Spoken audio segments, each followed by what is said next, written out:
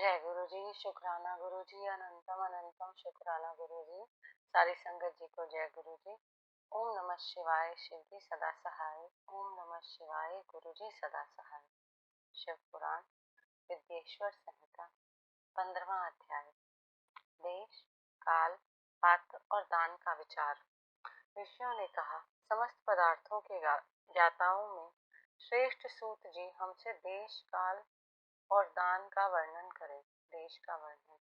सूत जी बोले, अपने घर में किया देव यज्ञ शुद्ध ग्रह के फल को देने वाला है। गौशाला का स्थान घर में किए गए देव यज्ञ से 10 गुना, जबकि जलाशय का तट गौशाला से 10 गुना है। एवं जहाँ तुलसी, बेल और पीपल वृक्ष का मूल हो, वह स्थान जलाशय तट से भी 10 गुना महत्व देने वाला है। दिवाले उससे भी अधिक महत्व रखता है। दिवाले से 10 गुना महत्व रखता है तीर्थ भूमि का तट।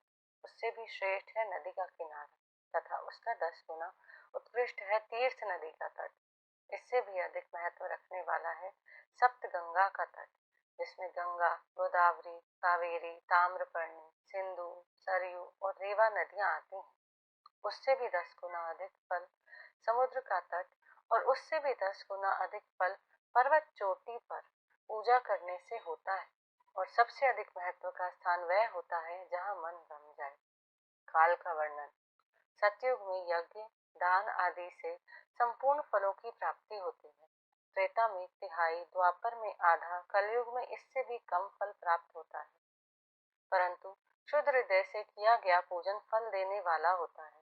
इससे 10 गुना फल सूर्य संक्रांति के दिन, उससे 10 गुना अधिक फल तुला और मेष की संक्रांति में तथा चंद्र ग्रहण में उससे भी 10 गुना फल मिलता है।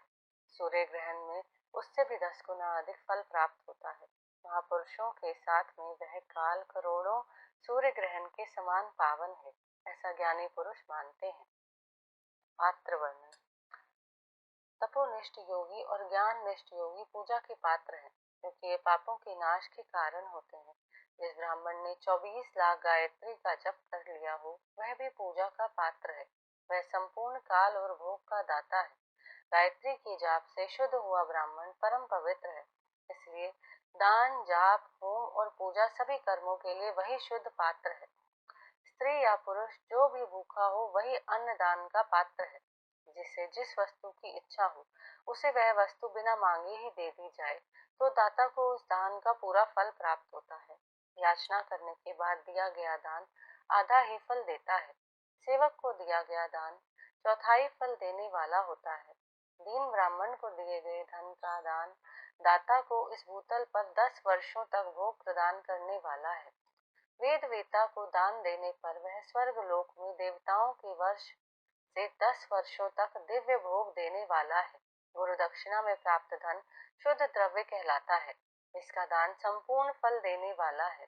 क्षत्रियों का शौर्य से कमाया हुआ, वैश्यों का व्यापार से आया हुआ और शूद्रों का सेवावृत्ति से प्राप्त किया धन उत्तम है। गौ, भूमि, तिल, स्वर्ण, घी, वस्त्र, धान्य, गुड़, चांदी, नमक, कोहड़ा और कन्या नामक 12 वस्तुओं का दान करना चाहिए।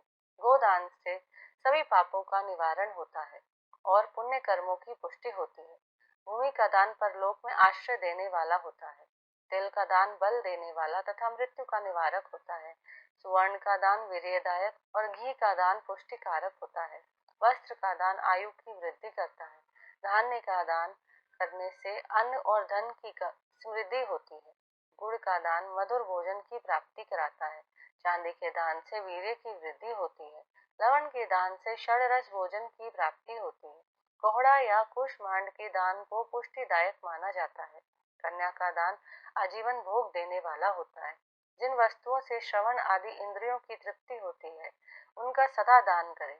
वेद और शास्त्र को गुरुमुख से ग्रहण करके कर्मों का फल अवश्य मिलता है। इसे ही उच्च कोटि की आस्तिकता कहते हैं। भाई बंधु अथवा राजा के भय से जो आस्तिकता होती है, वह निम्न श्रेणी की होती है। जिस मनुष्य के पास धन का अभाव है, वह वाणी और कर्म द्वारा ही पूजन करे। तीर्थ यात्रा और व्रत को शारीरिक पूजन माना जाता है। तपस्या और दान मनुष्य को सदा करने चाहिए। देवताओं की तृप्ति के लिए जो कुछ दान किया जाता है, वह सब प्रकार के भोग प्रदान करने वाला है।